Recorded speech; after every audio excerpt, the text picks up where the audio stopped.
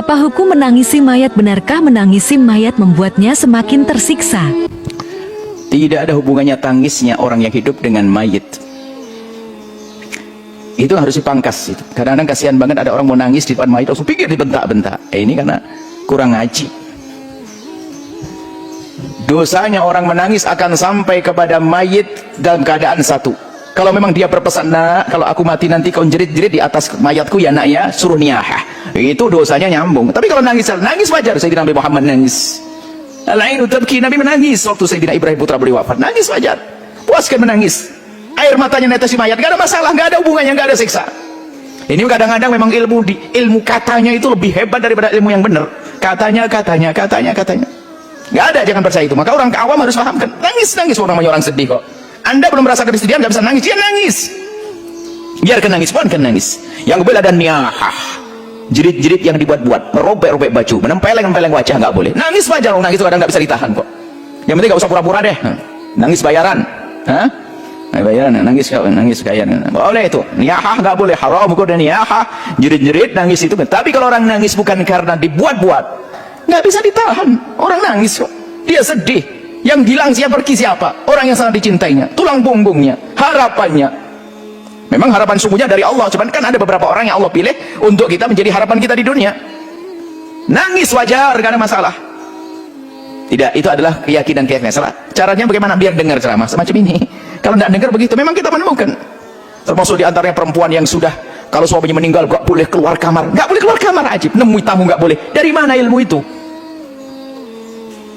Akhirnya kita ketemu dengan salah satu mereka, ibu keluar gak apa-apa. Yang penting ibu jangan keluar rumah, jangan pakai dandanan, jangan pakai minyak wangi, namanya ihdat.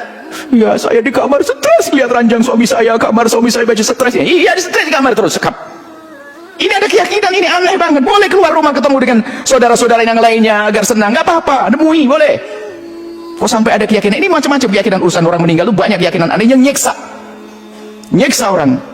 Anda suaminya masih ada enak-enak, giliran suami meninggal kan sedih. Suruh di kamar yang lihat ranjangnya, kan keindahan selama ini dibangun di situ, ada bajunya, nggak boleh keluar.